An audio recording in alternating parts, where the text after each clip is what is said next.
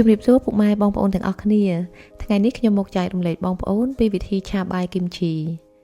របៀបនៃការឆាបាយគីមជីអាចមានច្រើនរបៀបប៉ុន្តែវិធីនីមួយៗច្រើនតែខុសគ្នាត្រង់គ្រឿងផ្សំបន្តបន្សំតែប៉ុណ្ណោះ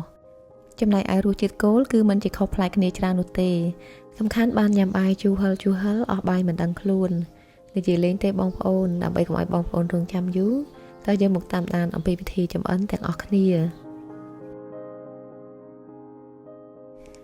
ដំបូងយើងយកខ្ទឹមបារាំងមួយមើមមកហាន់ចេញជាគ្រាប់តូចៗទំហំប្រហែលជាប៉ុនគ្រាប់ពោតខ្ទឹមបារាំងនេះផ្ដល់នូវរសជាតិផ្អែមនិងក្លិនឈ្ងុយប្រហើរហើយបើសិនជាបងប្អូនមិនមានខ្ទឹមបារាំងនោះយើងអាចជំនួសបានដោយខ្ទឹមធំគល់ស្លឹកខ្ទឹមខ្ទឹមក្រហមឬខ្ទឹមសដែលប្រើបរិមាណដូចនឹងខ្ទឹមបារាំងដែរស្លឹកខ្ទឹម3ដើមនេះផ្នែកគល់យើងហាន់ល្អិតៗសម្រាប់ឆាជាមួយបាយនិងចំណែកផ្នែកស្លឹកគឺយើងហាន់ឲ្យល្អិតៗដែរតែសម្រាប់ផ្នែកស្លឹកនេះគឺសម្រាប់រោយពីលើបាយនៅពេលរៀបចានទទួលទានគីមជីមួយកែវនេះមានទម្ងន់300ក្រាមតែយើងប្រើតែ200ក្រាមទេសម្រាប់រសជាតិវិញគីមជីម៉ាក់ផ្សេងគ្នាអាចមានកម្រិតរសជាតិប្រៃនិងរសជាតិជូរមិនដូចគ្នានោះទេដូចនេះមុននឹងប្រើសូមកុំភ្លេចភ្លក្សមើលសិនបើសិនជាមិនសូវប្រៃយើងអាចប្រើច្រើនបន្តិចប៉ុន្តែបើសិនជាប្រៃខ្លាំងយើងអាចបន្ថយចំនួនឬកែសម្រួលគ្រឿងទេសរសជាតិប្រៃទៅតាមគីមជីដែលបងប្អូនមានបើសិនជាមានប្រវែងវែងយើងអាចកាត់ចេញឲ្យខ្លីសម្រាប់គីមជីនេះរាងខ្លីៗដែរក៏ប៉ុន្តែខ្ញុំអាចកាត់វាបន្តិចទៀតតែក៏អាស្រ័យទៅលើការចូលចិត្តបងប្អូនអាចរកទិញគីមជីនេះនៅផ្សារកូរ៉េឬក៏ផ្សារទំនើបរីឯសារាយសមុទ្រយើងអាចរកទិញនៅផ្សារទំនើបឬក៏ផ្សារកូរ៉េដូចគីមជីដែរតែបើសិនជាមិនមានយើងអាចប្រើសារាយសមុទ្រក្រៀមធម្មតាដែលយើងប្រើសម្រាប់ស្លដែលគ្រាន់តែយកទៅអាំងឲ្យស្រួយរួចកាត់ចេញជាសរសៃស្ដើងក្រៅពីគ្រឿងបន្លែយើងមានប្រើសាច់ជ្រូកចិញ្ច្រាំចំនួន150ក្រាមនិងបង្គាចំនួន200ក្រាមផងដែរចំពោះប្រភេទសាច់យើងអាចប្រើប្រភេទសាច់អ្វីក៏ដោយឲ្យតែបងប្អូនចូលចិត្ត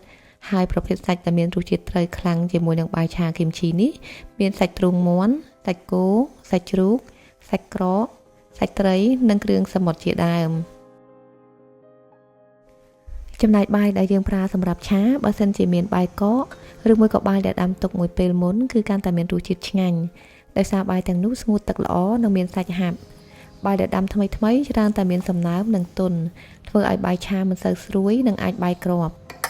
បើមិនមានបាយកកយើងអាចដាំបាយភ្លាមដែរដែលគ្រាន់តែបន្ថយចំនួនទឹកបន្តិចពីចំនួនដែលយើងប្រើដាំបាយធម្មតា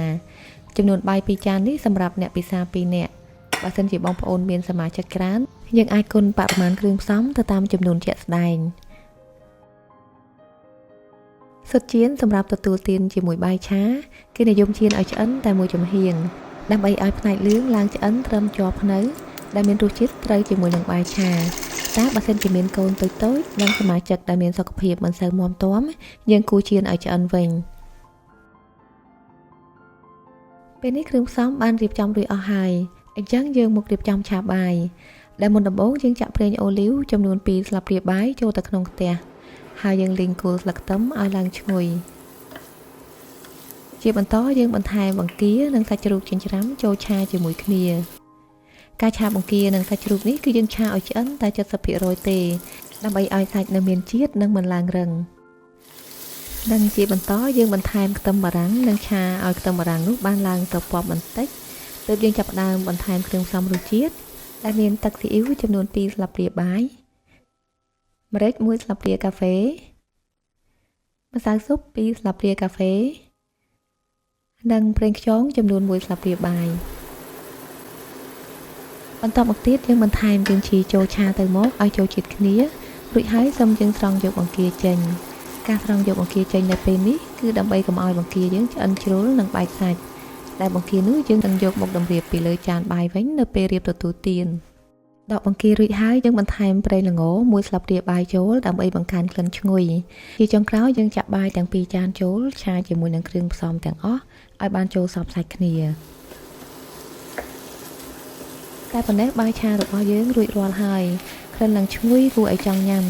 និងមើលទៅពណ៌វិញក៏ក្រហមឆ្អិនស្អៅឡើងទំនងផងដែរយើងអាចភ្លក់រសជាតិមើលសិនបើសិនជារសជាតិត្រូវមាត់គឺយើងអាចលើកចុះពីចង្ក្រានត្រឹមនេះបាននៅពេលទទួលទានបងប្អូនអាចដួសបាយដាក់នៅលើចានបន្ថែមស៊ុតចៀនបង្គា សារាយសមុទ្ររួចហើយយើងរោយស្លឹកខ្ទឹមនិងល្ងពីលើសម្រាប់ល្ងសនេះគឺយើងត្រូវយកទៅអាំងឬលីងឲ្យឈ្ងុយជាមុនសិនចំនួនស្លឹកខ្ទឹមល្ងសនិងសារាយសមុទ្រគឺបងប្អូនអាចលៃទៅតាមចំនួនតិចឬច្រើនតាមដែលបងប្អូនចូលចិត្តបើមានគីមឈីតើបងប្អូនអាចច្នៃធ្វើម្ហូបអ្វីខ្លះបងប្អូនអាចជួយ comment នៅក្នុងប្រអប់ខាងក្រោមផងជាចុងក្រោយបើបងប្អូនចូលចិត្តមុខម្ហូបនេះសូមជួយចុច like share និង subscribe ឲ្យកាន់តែច្រើននិងសូមអរគុណដល់ពុកម៉ែបងប្អូនដែលបានចូលរួមចម្អិនជាមួយគ្នានៅក្នុងថ្ងៃនេះហើយយើងនឹងជួបគ្នាម្ដងទៀតនៅមុខម្ហូបបន្ទាប់សូមអរគុណនិងសូមជម្រាបលា